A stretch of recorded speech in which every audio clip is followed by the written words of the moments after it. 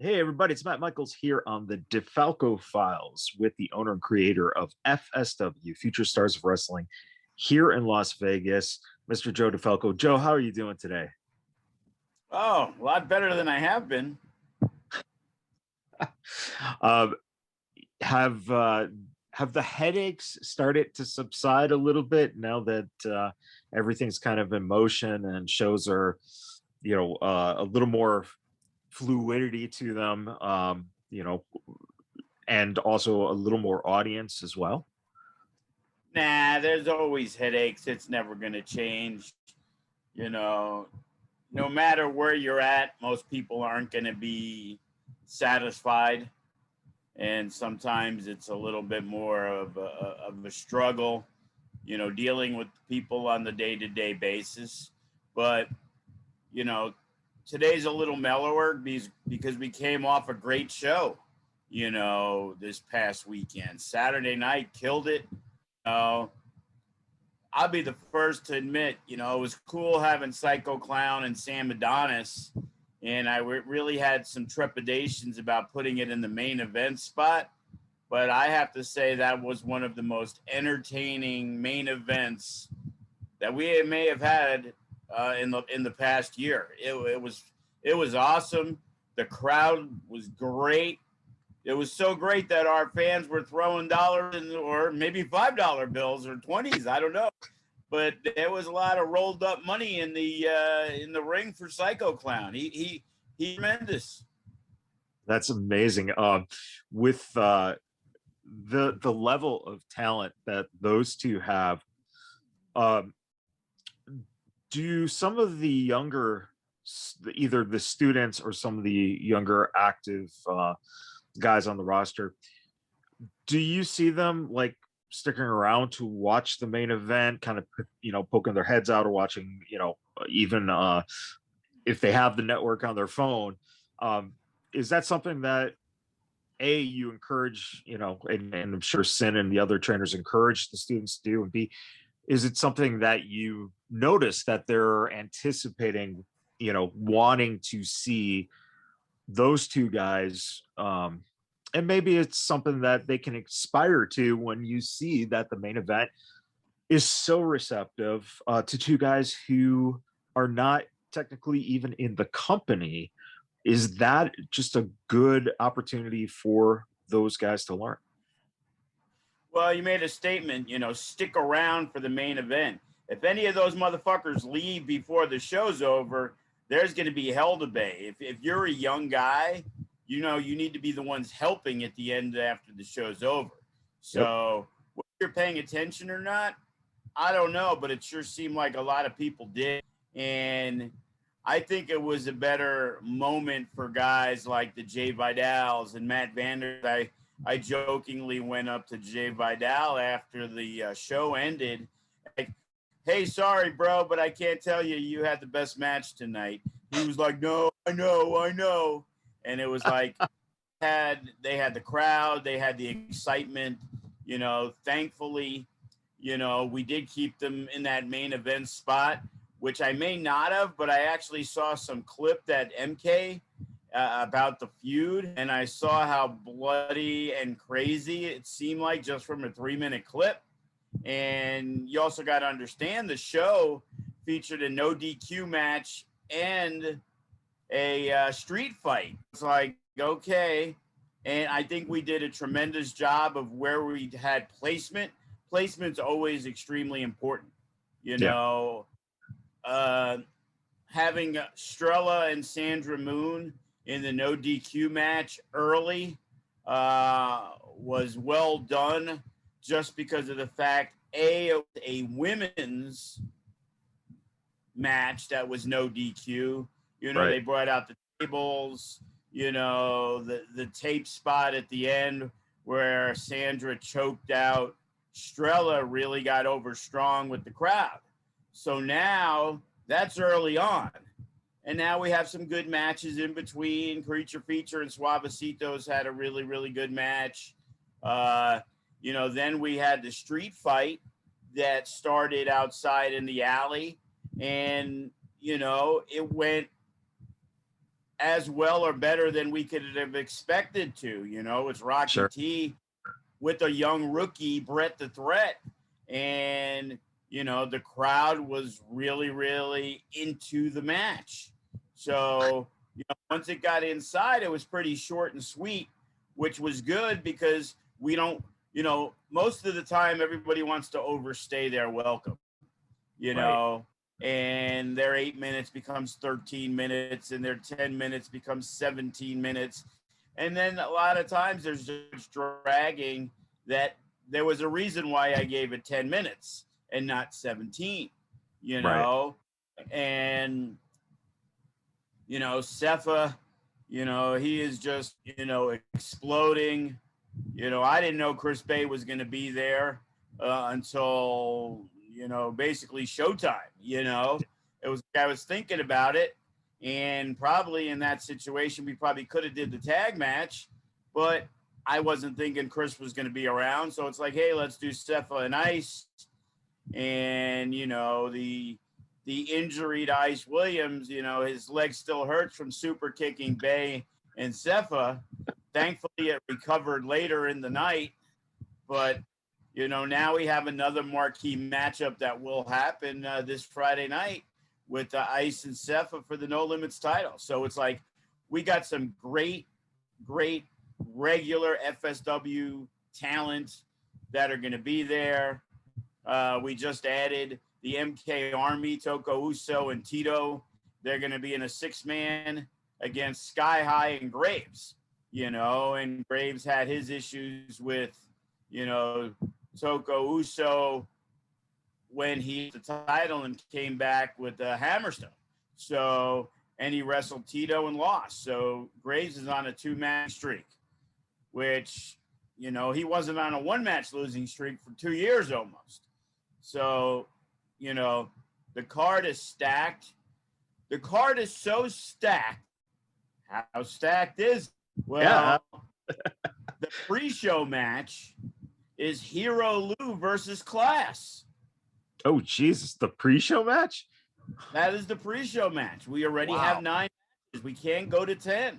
So, really, that's an opportunity for the younger guys. And technically, Hero's a younger guy, but a guy on his stature, you know, he deserves a match. This is the cash in the case guy. Yeah. And because of the Scramble match being more the No Limits guy, wasn't really a spot for Class. And I felt that, you know, it was necessary for him to be on there, you know, whether it's on the Facebook or the YouTube where the pre-show airs live, you know, those are 2 guys that could be battling for some championships in the next couple years. So, you know, I made the call to add that pre-show match, which now keeps Class around just in case, you know, something happens with Remy or Hammerstone where he decides he may want to cash in. I love that anticipation and that thought process behind, yeah, I mean, pre-show and then he's there. You never know. With let's talk a little bit about some of those matches. With the street fight match,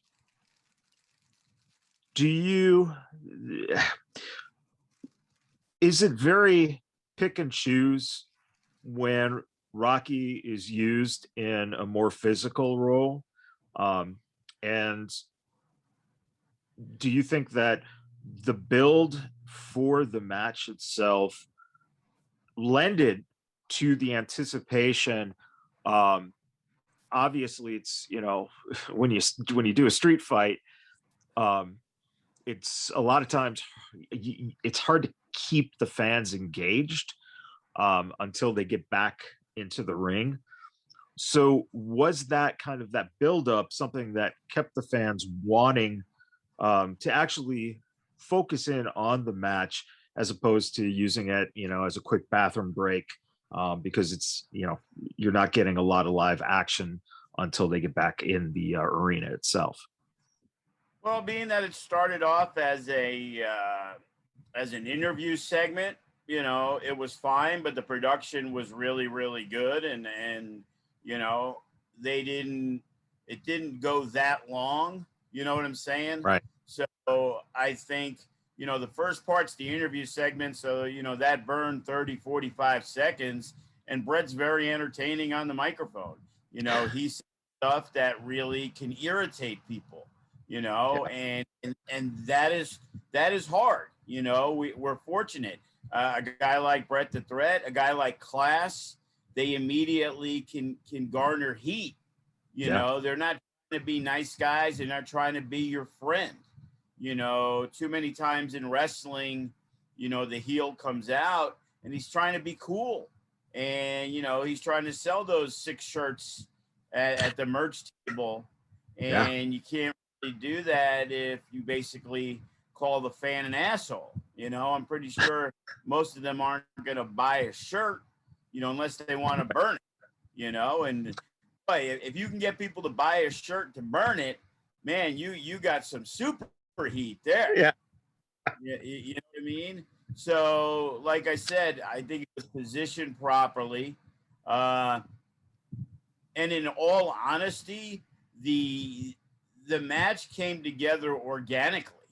You know what I mean? It wasn't like, hey, this is the idea.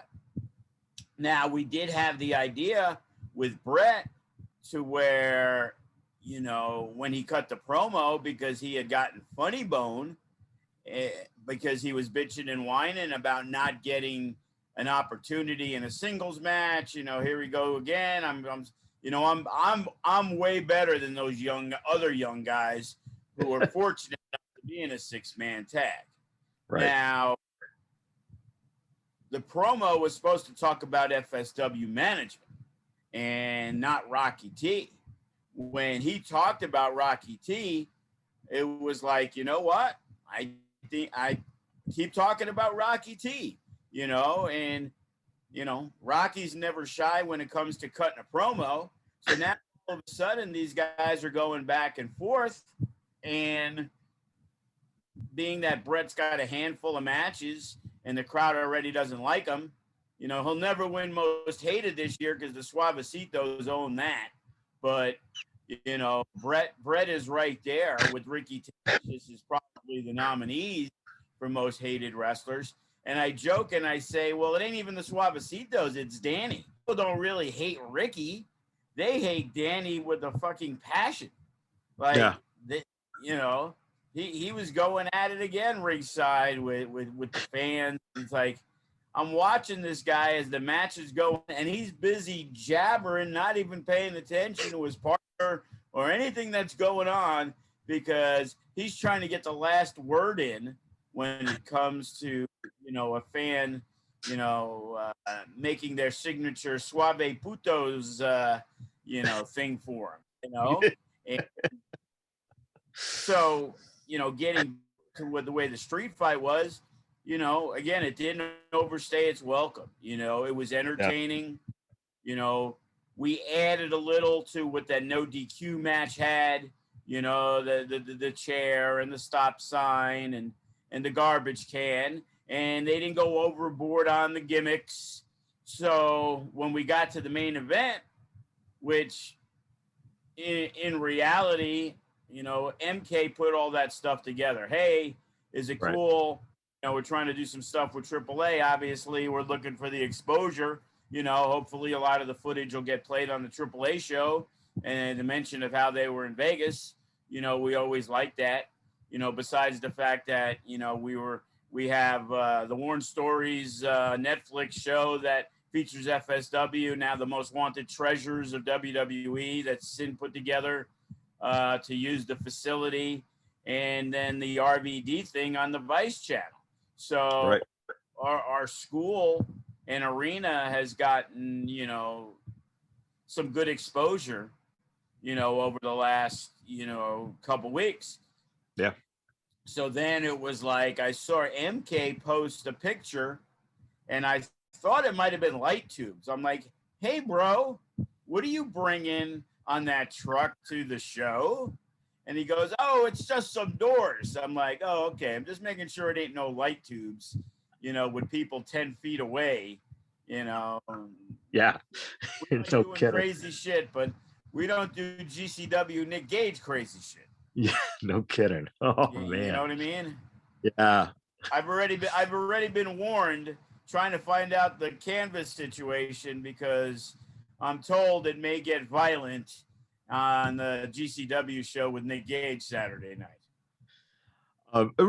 Side note about that, let me ask you, they are running that, I think it's on 4th Street. I believe it's where Sin did the Freak Show wrestling. No, it is not. Not okay. I don't think so. Okay. Where he did the Freak Show was the old place where they used to get the sheriff's cards, and it's a venue. Meet Las Vegas isn't just a concert venue. They do like the conventions, and it's like, I believe it's something totally different. Yeah. Okay. With that, do you guys are you providing the ring? So basically, after your Friday show, will the students break down the ring and then the ring travel? Is that basically how it works for a company coming in and doing some kind of rental of the ring for an event like this? And how important is it to you that in a case where they do say, hey, this could be violent, there could be a lot of blood, how important is it to you that if that happens, that do you have a backup canvas, or is it like if it gets totaled, then they have to pay for it? How does that work with renting the ring stuff? Well, this is how this weekend's going to go. So we have a huge show Friday night at 7:00. It's probably going to be at least a 3-hour show. So now we're at about 10:00. So I hit up Bret from GCW, like, hey, is there any chance, since that's the best opportunity to set up the ring would be Friday night at, say, 11:00, because all the students and all the wrestlers are already there, right? But from what I understand, Meet Las Vegas, and as well when I talked to the industrial event space, their prices are out of fucking minds. Like, talking literally 4 times the amount that we paid to be in Sam's Town. Okay. Jeez. So I was told he hit up the venue about setting up Friday night at around 11:00, and they were willing, but they were charging an exorbitant amount of more money to do that. So things being said, even though GCW is running Saturday night, Jamie Iovine, whose father owns Interscope Records, Jimmy Iovine, one of the biggest, producers in the history of music. So I'm pretty sure he has no shortage of money. He is running a show at about 3:00 in the same spot that afternoon. So we have to now go at 10 a.m. to set up the ring. So we'll set up the ring, which also means Joey is running their live stream production. So I didn't know it, but now I found out that Joey's actually doing both shows. So he's got an extremely long day. Wow. And he'll be there. And now that only means that we got to take the ring. It now means that the cords that went through the ceiling and the cables and even the 100-foot mic cables, we're trying to see if we can 25 footers, because it's in at Meet Las Vegas, so it isn't the distance that would be there. We really don't want to take apart our entire production equipment, but we do. So we got to take everything out of the office, load it up in my trunk, and then he's got to reset everything up and get it all together in 3 or 4 hours. So he's got the more difficult process than we do. GCW is going to have people there.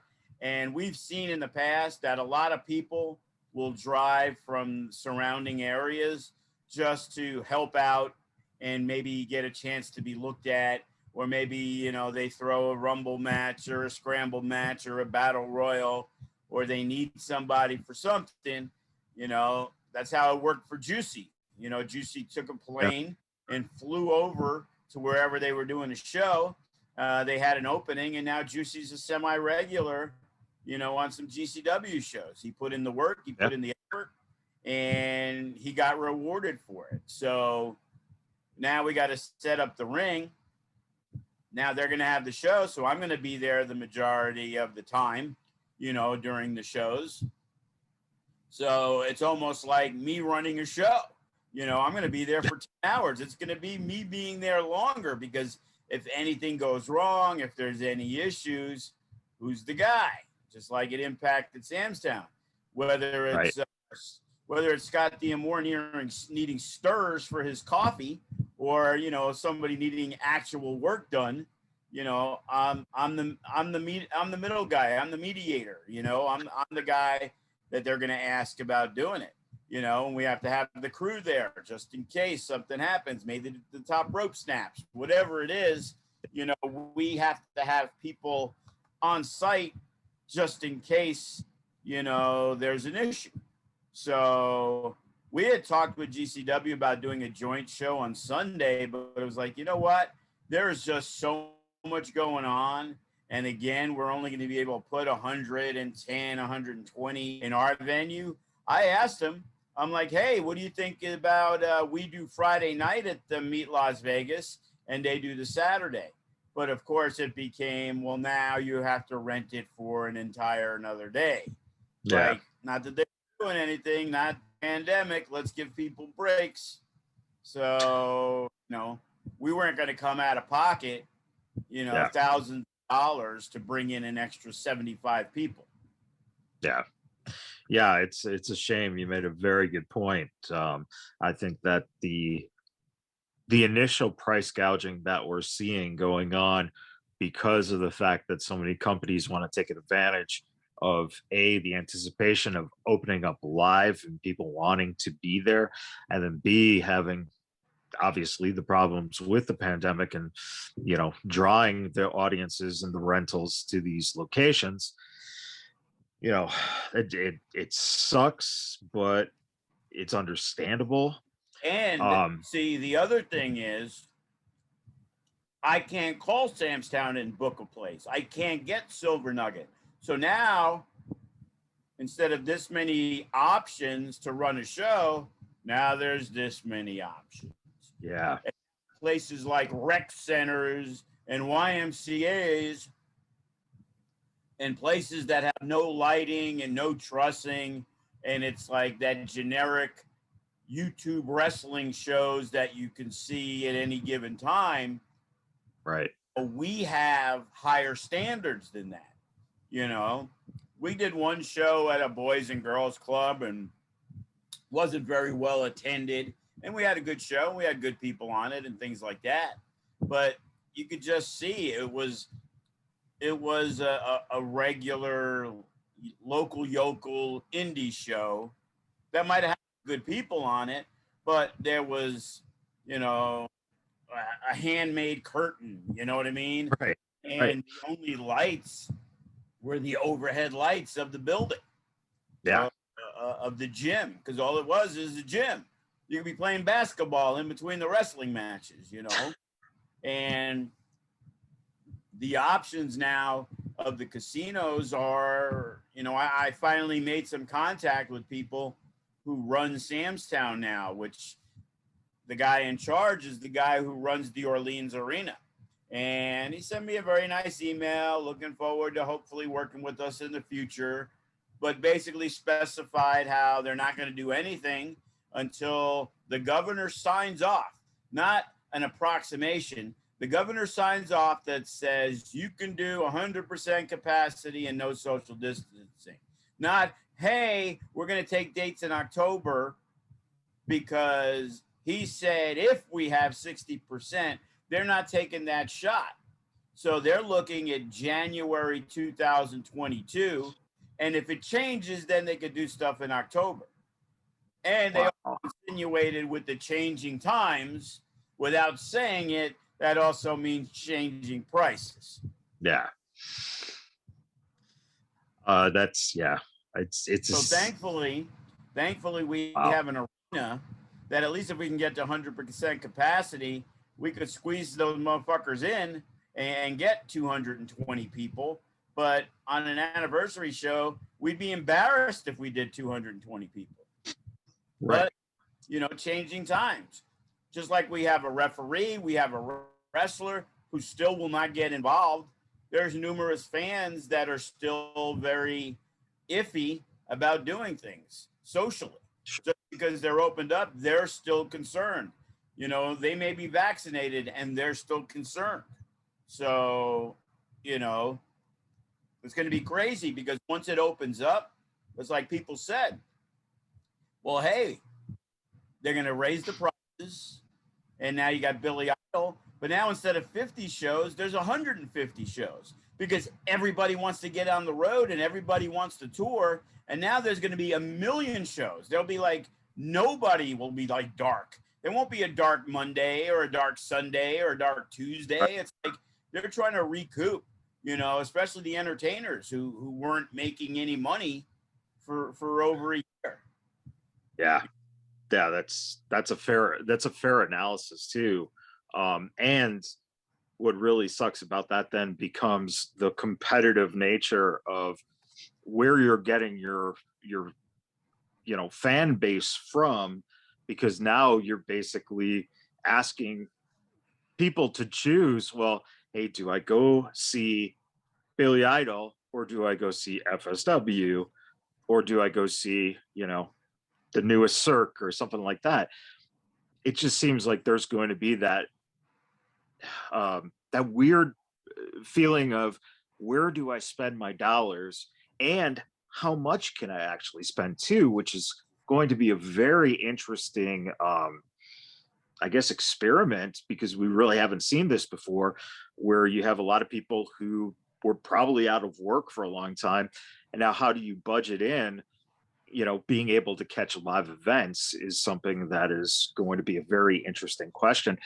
In the long run, do you think that even though, let's say you have to wait until 2022, beginning of the year, would you anticipate that because the fan experience for FSW would have been relegated then to just the arena and a approximation of, let's say, 100 to 200 people, depending on the lift of the limitations? Do you think that first Sam's Town show will draw that hungry base of fans who couldn't get into the FSW arena for this reason or another? And could we potentially see that becoming like one of the biggest shows you've ever done, just because it'd be almost like a family reunion where people are so hungry for this big time atmosphere and, seeing their favorite performers live again in that wonderful, lighting setup and ring setup and just that energy that goes through that building. In all honesty, I think it could go either way. It could be the lowest attended show, or it could be the highest attended show. I know fans specifically that have never come to the FSW arena. They treat the Sam's Town show as an event. It's as if they were going to the Golden Knights game. Right. They're going to Sam's Town. They're making a night of it. They're after or both, with the show. They're enjoying the show. There's tons of people. We gave away a bunch of tickets to VetTix, and they were always eager, which we can't do now because we have no room. Income is limited, so we need to have every dollar count. Right. In the past, Funny Bone and the family and the stuff, we would, sit them in the bleachers. Like for the bigger shows now, it's like, hey, just so we'll put a monitor up in the back and, the family can watch there, but we can't just give away 12 out of the 50 seats that are in the pictures, that costs money, and for the shows, I'd love to believe, but it's like, what has happened in the year? How many of our regular fans moved away from Vegas because they have no job? How many new people are here that aren't really aware of FSW? When we did run shows sporadically throughout the year, it was never promoted social media wise. It was, if you were an FSW fan who has come to our shows in the past and you happen to be on the fan page, you were the only ones who had access to what we were doing. Right. Now, we need to really uptick, the social media following, which we've done well and we've gotten, bigger, but it needs to be out there, whether that means running a commercial again on a Ring of Honor show or a WWE show. That's always an option, but we've also learned how many people just DVR it and they fast forward through the commercials. Right. So now it's like we have to be smart financially, cost effective wise, because now I have to budget in at least, say, an extra $1,000 for a venue than what we were paying before that we had to count. Well, $1,000 is 50 general admission tickets. Just cover that. So if we were making X amount of dollars, we need to sell 50 more tickets just to get that money back. Yeah. And it's like, one thing I've learned with the bigger names and things like that a lot of people are asking for more money than they did before the pandemic, which is extremely weird to me because there's less shows, there's less opportunities. We're only able to put for a while 50, 60 people in there. I explained to every single person that we've used on a show, hey, this is what we can do. Generally, I'm going to pay more money at a casino show for our regulars than I'm going to pay them for an arena show. And despite the fact we've done bigger arena shows, there's still the FSW arena shows with 80 people. I can't pay you the Samstown rate or the Silverton rate because guess what? We had 87 people there today. Right. We still had Hammerstone and we still had Graves and we still had Tito and we still had Remy and Cody and the R&B and Jacob Boston Young and Jay Vidal and the Unguided and, the few other Eli Everflies. And we had to bring in all these guys still. And even though they're working for a little less than they would for the casino show, they're still being paid to show up, you know. And obviously it affected us because bottom line was there was less income coming in, Right.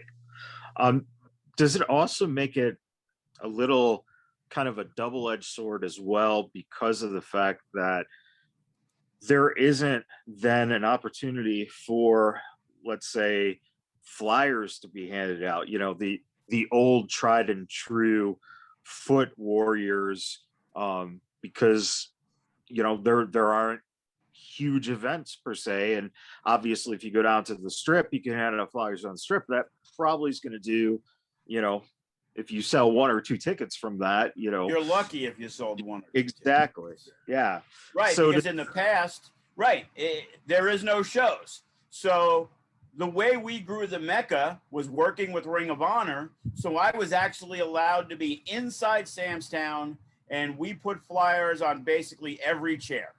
Yep. And then we did it again, and then we did it again, and we continued to grow. As I said, I remember having my little square on my phone and literally selling tickets before the pre-show started. Like, hey, we got this, blah, blah, blah, blah, blah.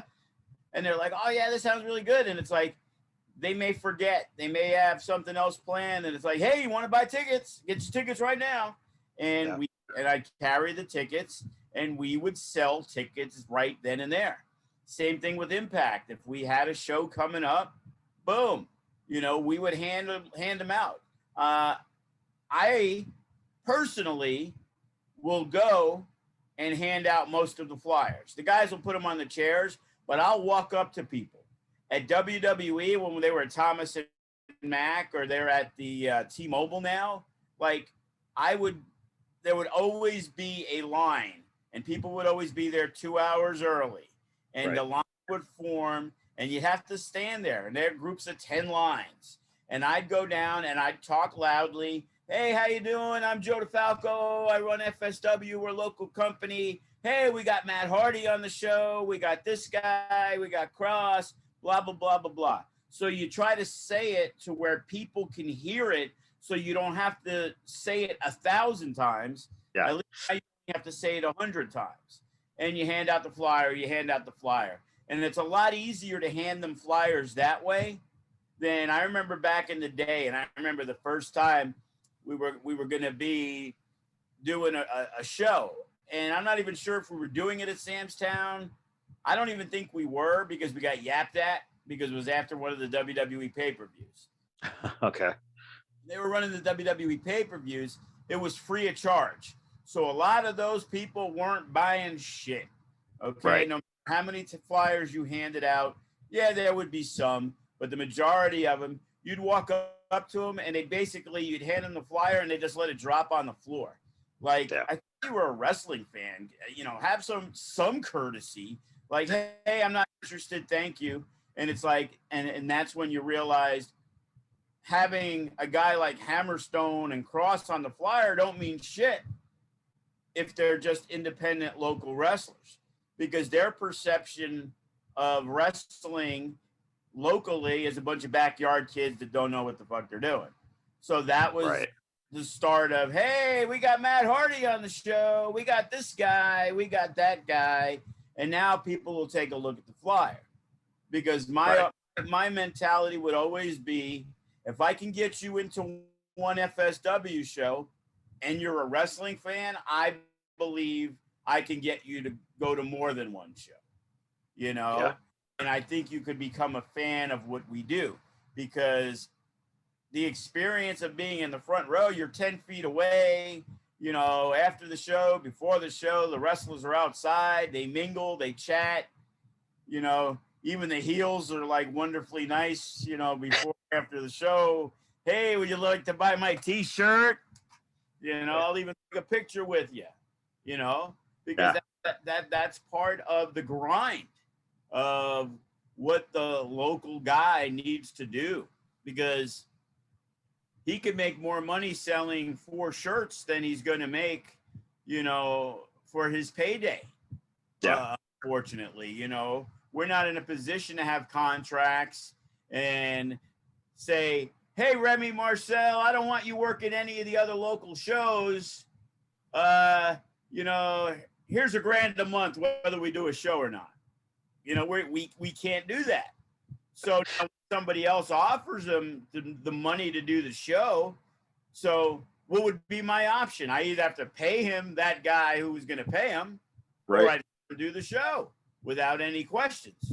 So what do? I let people work as often as they are. The young guys need to work, you know. You know, the only thing I ask is when, especially now, because there's shows all over that are getting booked from companies I've never even heard of, like that have never run. And there's a Thursday show, and there's a Tuesday thing, and there's this and there's that. And, you know, people are running. So I try to say, hey, if you're in an upper position and you're going to be on somebody else's show, and that goes for, you know, Ricky at Big Valley, you know, if he's going to use one of my main guys and job him out to a young, inexperienced guy, I'm not going to be fond of that.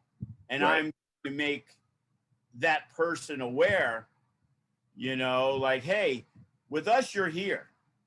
And if you're in a tag team, I can't have you beating all these teams and then you go over there and you're losing to all their teams who aren't even better than our teams. Yeah.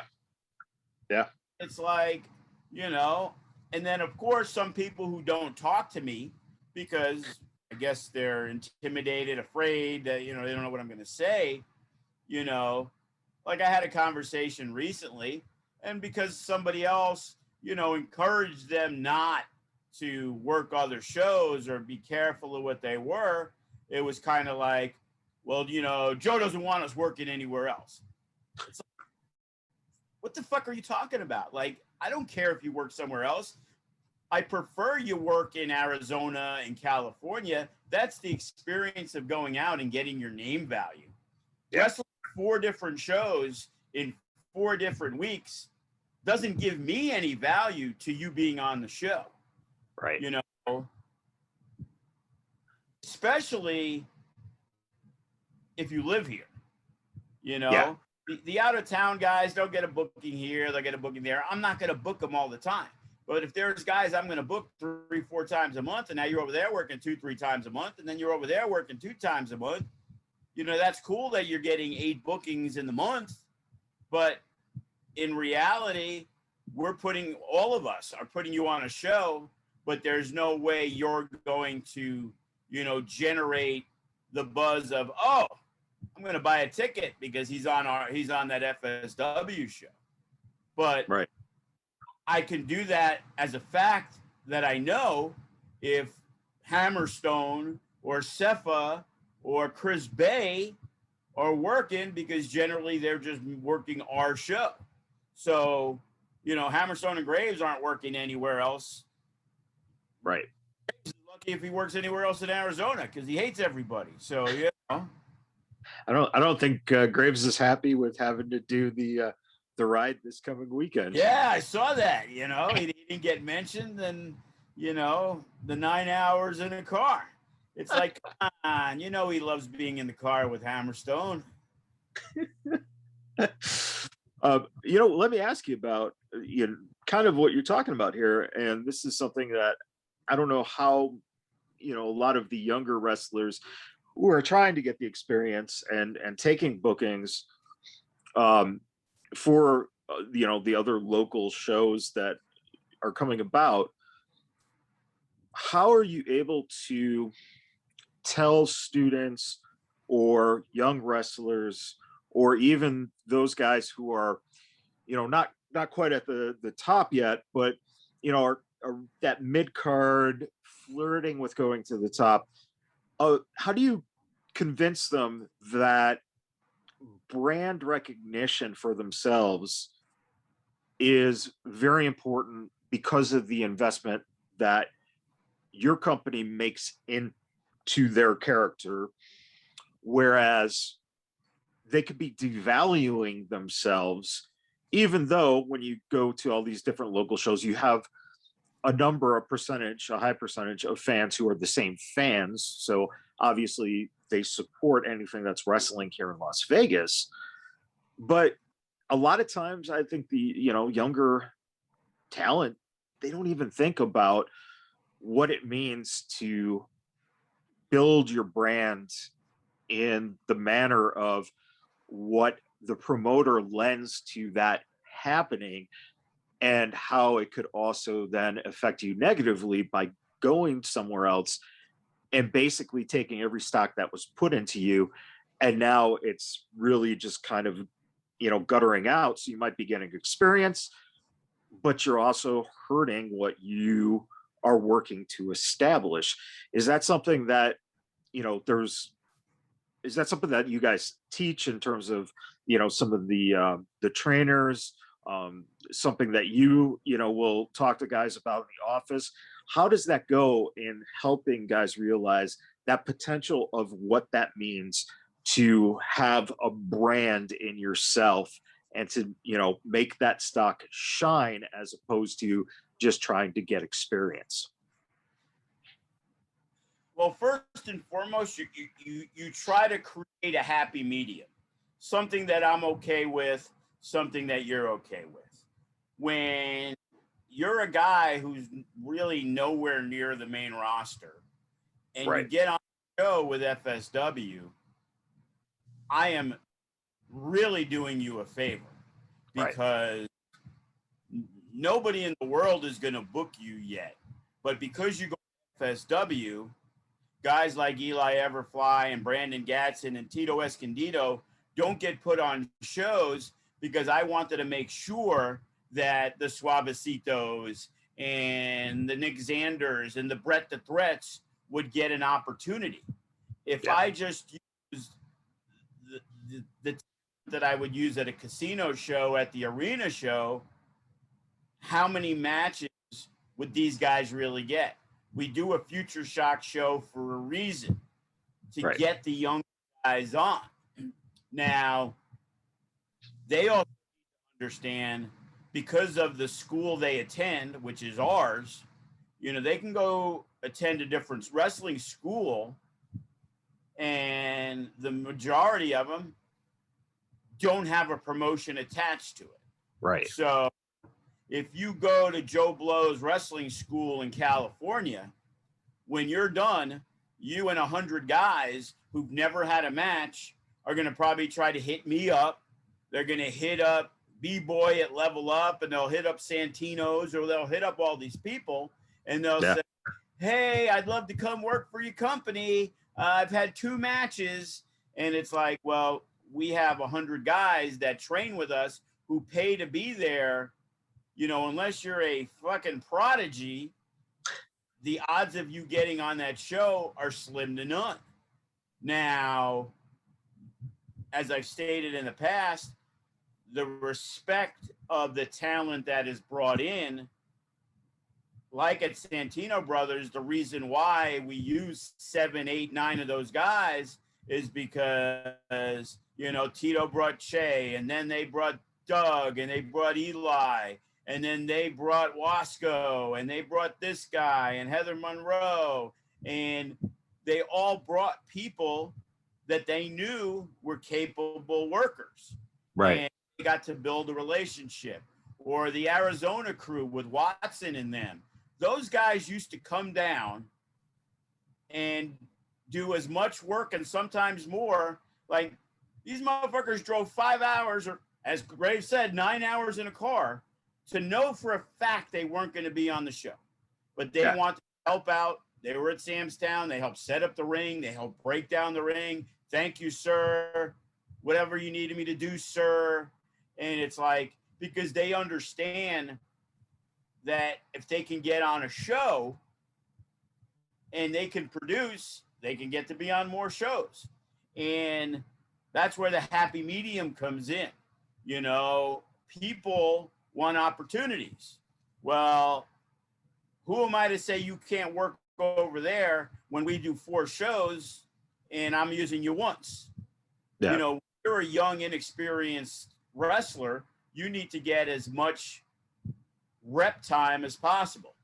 And our school's great because when there's practice matches, look at our roster and even look at the younger guys, you know, the Frescos and the Suavecitos and the Creature Features and the Sky Highs and the Knicks and the Bretts and even, you know, Damian Drake and Matt Vandergriff and, you know, Remy and Cody, and all these guys are all around, and you guys are all working each other.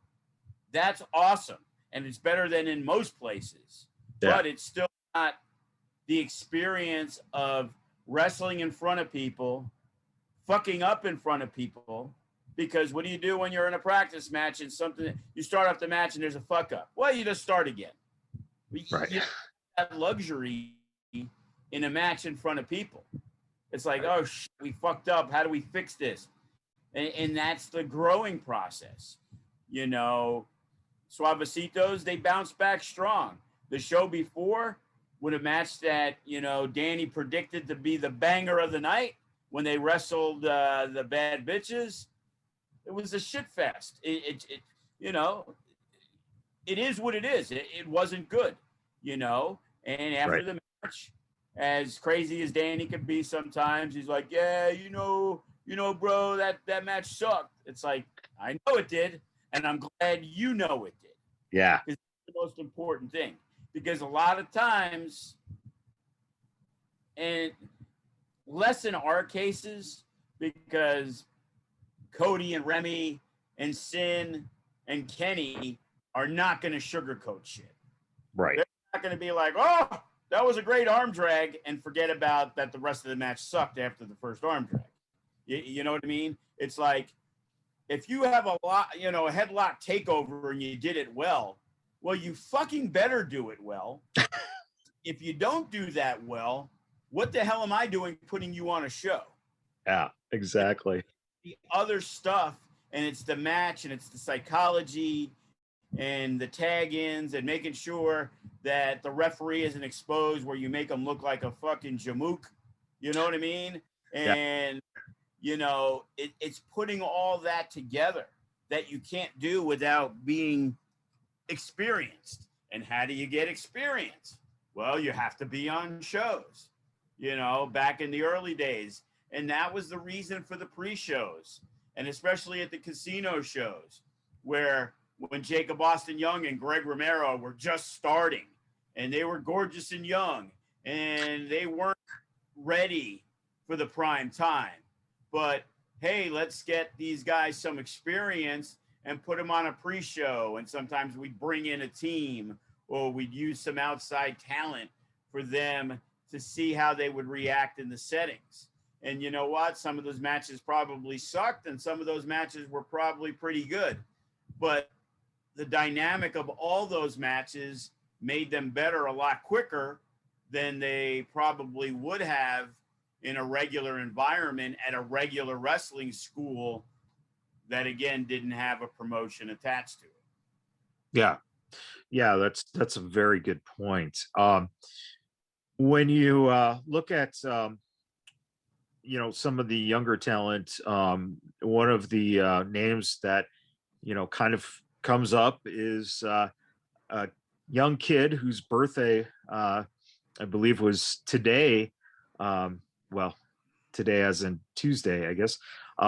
But Bodie, what does it do for you when you see a kid like that with so much potential, so young? And how do you guys help nurture not only his skill and his athleticism, but also not to make sure he doesn't get complacent or think that he's so good that in 5 years from now, if he encounters bumps along the road into becoming a pro wrestler, how do you guys make sure that a kid gets a level-headedness so that they can go out there, and if they're asked to do jobs, or maybe the rejection of sending things out to Florida or to New York or to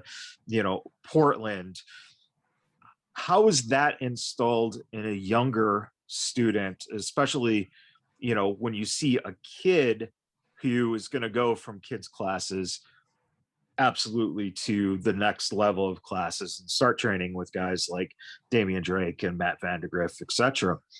What is that process like for you guys as a school? Well, first off, with Bodie, I think if he kind of acts up or gets a little crazy, that his mom's going to whip his ass. That's number one. Okay. So, I see a pretty large respect thing with them, that he knows better, because, again, who do you think's paying for training? Sure. Bodie, you know what I mean? So you better be on your best behavior. And, he's obviously been instilled good values. He's a kid that he still shows up at kids class all the time. And if Hader's not around, or even if Hader is around, it's almost like he's become the assistant trainer for the kids class, Sure. And the one thing that we try to do, because, he just turned 14, and we try to put him in situations to succeed. And that's why you don't really see him on a lot of shows. You can't overexpose a kid that's only 14 years old, who's not that big. Obviously he's not all muscles. He's 14 years old.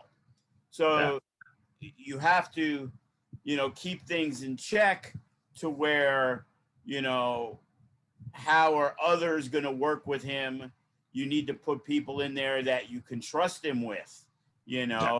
So when he works a Remy Marcel, you know what I mean? You know, we talked a lot when he worked Vinny Wasca, and I joke with Vinny and I bust his balls a lot, but you know what? You know, he did business and he took care, you know, of Bodie, you know, really, really well.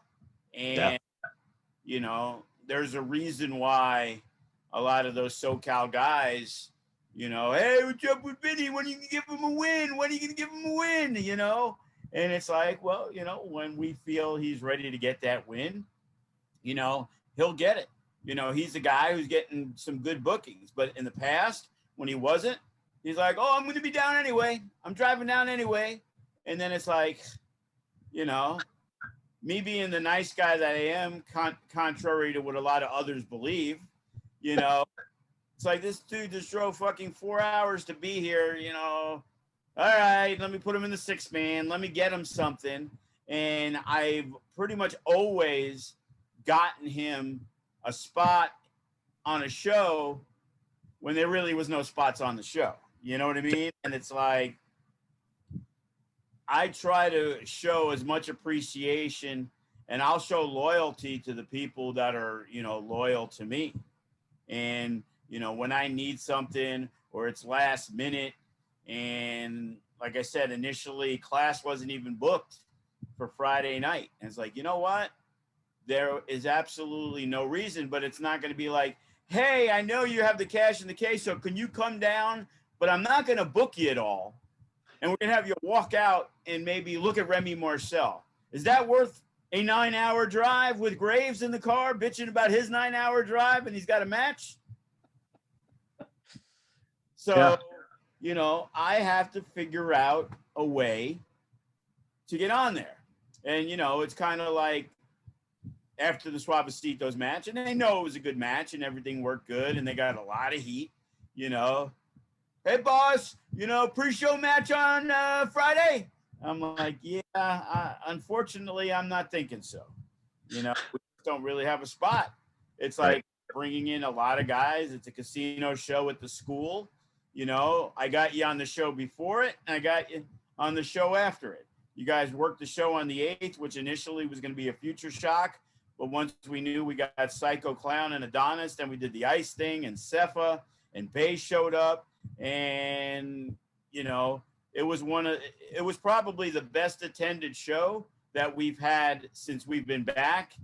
And the good news is, just like in the past, the best thing that ever happened gets shattered 6 days later, you know? Yeah. And already, you know, every front row is sold. Yeah. We're scrambling to try to maneuver some seats, you know, to get 3 more front rows in, you know, to get to 60. Yeah, which, you know, will really help us. And we're, you know, spacing out the seats. You know, the bleachers are every other row until hopefully June 1st. So imagine 3 rows, 15 to 24 people. That's another 60 people. And that's not counting the 3 rows that we have, that we space it out a little bit. So if your group of 4 is here and your group of 4 is here, that way we can leave a space for a group of another 2 or 3. Well, add those up, and that's another, you know, 4, 8, 12 seats on top of the 45.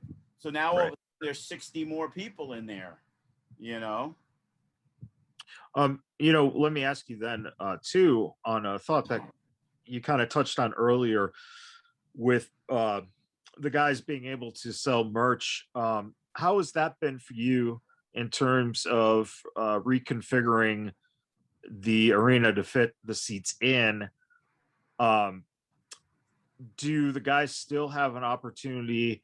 Are you looking at, do you sell the merch after the show? How do you solve that, you know, that little bit of a dilemma, space versus the opportunity to make a few extra dollars? Well, I'll be honest, first and foremost, it sucks because we kind of cleared out the arena area to provide a little more room, We've even added some chairs, but we also have that portable swamp cooler because ours is broken. We're getting it fixed this week. Some crazy fucking landlord rule that we have to fix our own swamp cooler, but it ain't our swamp cooler. It's your swamp cooler. But they rewrote the lease, I guess. So we're responsible for repairs, but they're responsible to replace the air filter. Well, thanks a lot. See, it's your swamp cooler. I have a 5-year lease that in 3 years I could leave, and now I just spent $1,000 to fix your swamp cooler. Does that mean I could take the piece out when I leave? Yeah. I've never heard that where we're responsible to fix a swamp cooler. If we took a bat to it and destroyed it, I could see it, but we don't go on the roof.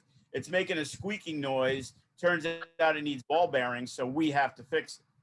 And the last was the water wasn't circulating because the pump that cost $25 at Home Depot is now $200 through the landlord, where we have to pay that. So we went up there and did it for $25. Yeah. It's like, you guys should have replaced it to begin with. Yeah. That's it's unfathomable that is the situation. That is so ridiculous. And you're right. It's like, well, yeah, you should be able to pull your parts out when you leave. So what we did was, like, for Psycho Clown, we did a little meet and greet. So we had, a half dozen or more people. They wanted to take the picture. We got an autograph thing for $20. Good deal. You got a signed picture and a picture with the guy. And we did it in the front where the counter is. The problem is he was late. We were going to do it at 6 o'clock. Doors open about 6:15 because we wanted to give a little more time because we knew we were doing the pre-show match. But he showed up at 6:30. So in between the doors opening, we were so crowded to the area of, hang on, we can't let you pay to get into the show because he's taking a picture with somebody. Right. He's around the counter, so he's got to be in front of where I would sit to run the door. Right. But the wrestlers could put stuff up there. But as we learned at Sam's Town, when the shirts are outside the area of where everybody's at, it becomes a little difficult. You know what I mean? It's like, now, in reality, it's right before the show or after the show, people are going to have to buy stuff because people aren't usually leaving the area during the show. Right. So, that's one thing. Room-wise, we cut down, like, say, the concessions just because what we were allowed with everything going on. But we moved that to behind the bleachers. But now, when we had to move the ring, it made it really a tight fit. And it's a tight fit anyway to put a table there behind the bleachers, because one idea was to move the bleachers a little bit, and then it would be, you'd have the whole area. But we have so much storage, we got 2 coffins, we have so much shit back there that it's a danger zone if anybody walked there. Yeah. So all we have is that little 4-foot area for somebody, which we still need to do because, there is income from selling waters and drinks and, sodas and little snacks, and people want stuff. But in the past, we were able to do like nachos and hot dogs, but because of the regulations, we really couldn't. But now we're hoping to, bring in that few extra bucks. A good concession day, can pay for 2 people. You know what I mean? And the other thing is, our merch sucks. We had a good deal going with the guy, and then he started raising prices, wanted the screens. So we're really kind of in limbo about having somebody to print up our shit. We already have the design that we use as the logo, the new one that looks sharp as shit, but we need the vector file, and Joey can create the stuff, but it's more the JPEG and the PNG. But the regular screen places, They need the vector file of it, blah, blah, blah. And, that's shit that's like, not much is above my pay grade, but that is. I was So gonna say, man. yeah, we got no shirts, we got no merch. I've been wanting to do because the first one, the pictures were terrible. It was rushed together, the trading card set. And I think it would be, a really cool thing to do again, and we've had different people that were in charge of the designs, and we've gotten like 4 different designs that all look good, but never got finished. And that, that's an interesting fact. I have always wondered where, the merchandising end of FSW itself, where the merch was. And that actually answers a huge question for me, especially with, like you said, man, all this computer stuff now that everyone needs to make a t-shirt. Remember when you could just walk into the shop and just kind of like hand over a piece of paper and you're like, here's the design we have, and then they'd do all their design creation on the shirt, and the next thing you know, 2 weeks later you walk in, you get your batch of stuff, and that's it. You're all happy. It's crazy that we're hitting that. Let's talk really quick as we're kind of ending the episode here soon. This Friday, the 14th, it's going to be on Fight TV. It's changing the game. And again, remind everyone of the actual matches that are booked so far and some of the other talent they'll be able to see on the show. Well, in most cases, I'm pretty much going to be able to give you, the whole card.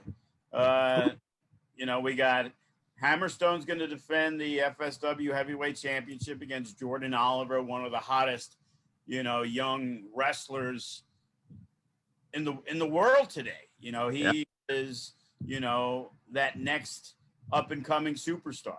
Then we have in the semi-main a special attraction match. Lio Rush is going to take on Tre Lamar, and Tre Lamar is another guy who is right there on the cusp of something big that, fast forward to a year from now, there's a good chance Jordan Oliver or Tre Lamar are on a national stage. Yeah. And we had some issues. The Unguided were supposed to take on the Bad Bitches, and Parada has taken a leave of absence. He's got some things going on that he needs to take care of. So we decided that we were going to keep that match, and now Jay Vidal is going to pick a mystery partner that I know who it is.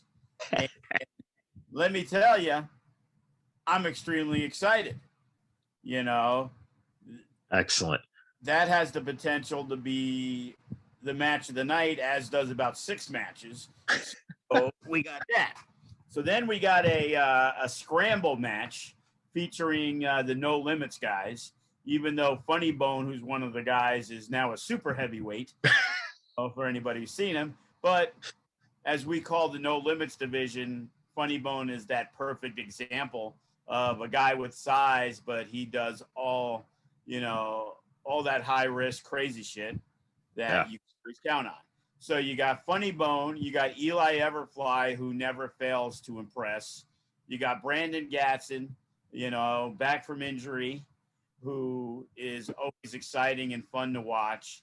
Youngster by the name of Jack Carthwheel, who's really making his presence known. He's also going to be on the GCW show the next day. NorCal guy, tremendous. I think he has a little bit of that gymnastics background, so it'll be interesting to see what him and Gatson can do. And then a guy that we've used who kind of flew under the radar, who's now featured on the New Japan Strong shows, Adrian Quest, who is another tremendous talent. So that's a 5-way scramble that right now I'm looking at that match to open up the show on Friday night, and then we talked about Hero and Class are going to be in the pre-show match, which should really, kick things off. Then we have a best of 3 series going on. R&B is up 1-0. So they get to take on Death Proof.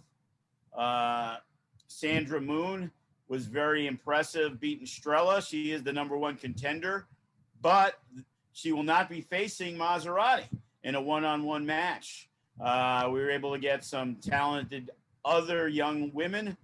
Jocelyn Navarro from OVW, who worked the women's show. She was going to be in town.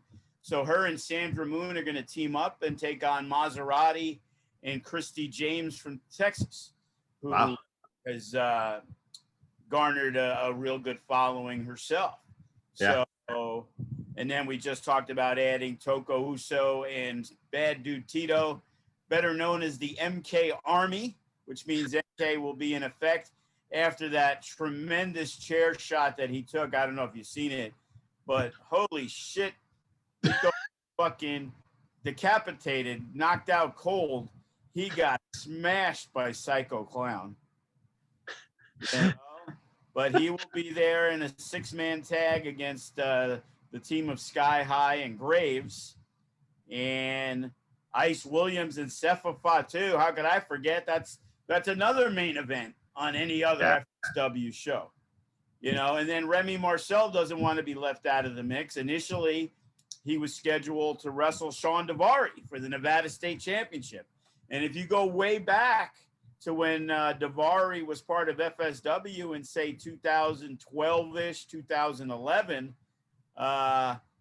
he was once a partner of Remy Marcel and turned on him at an event in Samstown and became the leader of the Enemies of the State. So that was scheduled to be the match. But we also had Trey Miguel and Chris Bay booked on the show, but Impact moved their tapings to this week, and unfortunately. So with Ari out, we were scrambling for a couple people, and they just were unable, scheduling-wise. You know, we were looking at, you know, guys like Danny Limelight, you know, doing the AEW thing, been wanting to work. So we decided that Remy Marcel would have an open challenge. Face anybody that he has never faced before and give them the opportunity to be the Nevada State champion. You know, I saw a mention Estrella and Nick Xander were very interested at possibly getting that opportunity. So, you know, we will see. 9 matches are set. You know, show starts at 7. I'm praying that we get done by 10 p.m.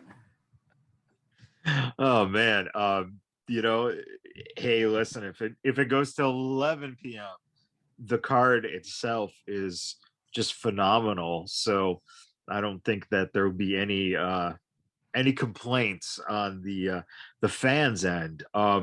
Yeah, the question is like, you know, how long are these guys going to get? You know, I expect Hammerstone and Jordan Oliver to, you know, to wrestle for a long time. And if I know Hammerstone, you know, if Lio Rush and Tre Lamar before them, you know, really kill it and go a long distance, you know, Hammerstone's going to try to outshine them. So, and that's the great thing. We got 10 guys on that show that want to, maybe more. You know, I know the Unguided and Jay Vidal and their partner, they want to have the match of the night. You know what I mean? So it's like, you know, even, you know, Ice Williams and Sefa, you know, Ice Williams has got some good backup going on, but, you know, this is the biggest threat Ice Williams has faced, you know, and you know, besides Sefa, he's got Chris Bay looming. He's made a lot of enemies recently, Ice Williams. And for everyone, again, it's on Fight TV if you can't make it out to the arena. So they won't shoot it off like they did with that Lucra on the network. Right. The 3-hour limit that nobody knew about till 10:02. You know, and we put it on our homepage, but, you know, people had to scramble, and we don't want people who are paying for a show have to scramble to find out or have to read the forum notes. Right. You know, the only forum notes I want people reading is the old Penthouse forum notes that I read. I used to enjoy immensely. Oh man, we are getting older, aren't we? Yes, I don't even know if that exists anymore. I don't either. You know, and if it does, they might not even have pictures, from what I hear. Well, yeah, I think Playboy was the ones who totally eliminated the nude pictures, which why? you know, Yeah, but might as well buy Vogue magazine now. seriously, right? It's but again, ever changing world, and those of us who are getting a little grayer and a little more wrinklier, um, yeah, we remember our days a little more memorable, I think, than the kids today. But you know, uh, finally, as we wrap up here, uh, this past week on Vice, they have the contract now with MLW. So what they've been doing on Saturdays is basically showing compilation episodes.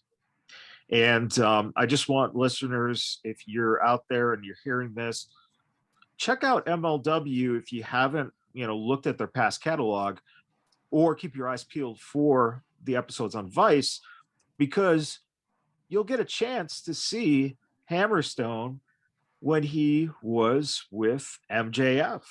And man, you talk about some entertaining stuff right there. You know, I don't know. Was it MJF who influenced Hammerstone, or was it Hammerstone who influenced MJF? That's the ball I'm juggling in my mind, because man, you got two entertaining guys there that we're lucky to see Alex here at FSW all the time, and being the champion as well is a treat. So if you're not familiar with Hammerstone's work and you are familiar with MJF, check out MLW, their past stuff, so that you can see those two working together as part of that beautiful dynasty that they had there. Any final thoughts, Joe, before we say goodbye? You know, running shows has always been the heart and soul of everything that I wanted to do when I got into the wrestling business. And, this past year, we had our ups and downs at the school, open, close, not being able to be open for a while. But running the school was never the passion of what we were doing. So I got to admit, not being able to do shows was extremely frustrating, because the school part is the school. You're trying to develop, and we've developed some great guys, and in most cases, but when there's no shows going on, there's a lot of complacency, there's a lot of frustration amongst them. And as I consider myself the principal of FSW high school, because, the 23-year-olds that act like they're 12, crying about this, crying about that. Hey, we're doing the show. Hey, I'm not on it. Oh, what about me? What about me? And I've been dying to do these bigger and bigger shows. It's like, even with our anniversary show, it's looking more and more like it's going to be done at the FSW arena. The only good thing about it is, hopefully we'll be able to add those 50 or 60 people, but it's still going to be disappointing that all we'll be able to have is a couple hundred people at our anniversary show. Yeah. But, it is what it is. We got some early plans. We were talking about a 2-day show. We're also talking about a 1-day show.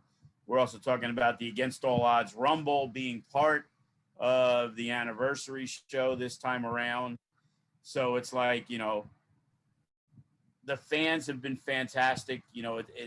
It's amazing the support that they have for us, because it's funny, because you see clips of the other shows that are being run, and it's like all the familiar faces that they don't care, they love wrestling, and good, bad, indifferent, they're gonna support the guys. When I talk about the merch, I joke around, we do need merch and stuff like that, but one thing I've learned is that if somebody has to choose you know, between a Remy Marcel t-shirt or an FSW t-shirt, they're always going to go with the wrestler. They're going to support them because they understand the journey and the grind and the commitment and what little money is made on the independent circuit, that they do whatever they can, you know, to support. Funny story quickly, Funny Bone, there's a guy in Texas, Tom Lawler hooked me up with. He's doing the Indie Expo out there. Okay. And, you know, I was trying to help out a little bit because he was asking about some of the guys. And I know for a fact, I guess Vandergrift's going to be on the show because there's a guy, something Q. I don't even really know what his name was. Mysterious Q. I don't even know what it is. But I guess he's pretty big down in Texas. And he was on Vandergrift's dream list. And the guy came down to the show, Steven, and it happened to be the night Vandergrift wrestled Jay Vidal. So being on the guy's list and then seeing him, you know, he's gonna be bringing him down to that show. And he asked about Funny Bone, and it was the negotiation of, yeah, this is my rate, plus I need 2 bags. And it was like, 2 bags? You know, a lot of people just carry their carry bag on Allegiant, and they don't even, you know, have a carry-on. I mean, you know, a check-in bag. But right. Funny Bone, you know, he enjoys his payday, which ain't huge, but he looks to sell and make 2-3 times the amount because he's got buttons and he's got shirts and he's got this. And Funny Bone's got a million different things to where he has become his own entity and he has no interest in going anywhere else. He is extremely happy, you know, flying and working independent shows throughout the country and making his money, you know, in other ways than just wrestling a match, you know, and wrestling's come a long way. That it's truly amazing that the perception that a lot of people have of wrestling, oh, they don't have any money, you know, trailer park. We've heard that for years. Yes. And we've even had to deal with that, you know, because especially like it's initially at Sam's Town, when people would go to those pay-per-views, they would go because it was free. And they didn't buy drinks and they didn't do anything. They tried to go in as cheap as possible. It's like, you aren't our fans, yo. It's like, you need to understand that family of 4 is paying up to $200 to come down there. You know, if we're doing a meet and greet and we're doing stuff, you know, they're spending $400 or $500 because they're buying the other wrestlers' shirts and they're buying the pictures and they're buying the meet and greet with Pentagon and Phoenix. You know, that was $50 a pop. Yeah.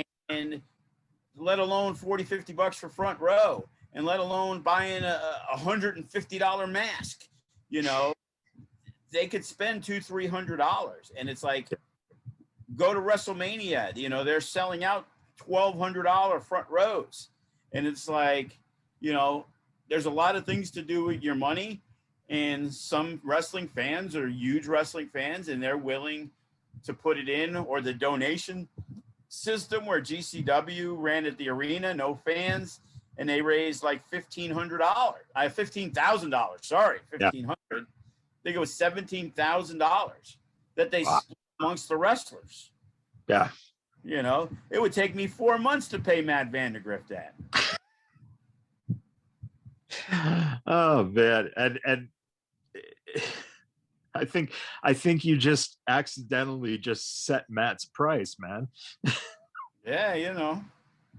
Just wait till he holds you up on Friday. Oh boy. That's all right. You know, we'll stick Jay Vidal with Damian Drake since, you know, the bad bitches are on hiatus. Oh man. You know, that's an excellent point though. And something that I think is very important, and that is, even if you're watching and listening to this now, if you're not in Las Vegas, you can, if you know, you buy the pay-per-view on Fight TV and you see, hey, I like this guy, I like that guy, look up. Some of the guys do have pro wrestling tees stores or some variation. Everybody's got somewhere to sell their shirts.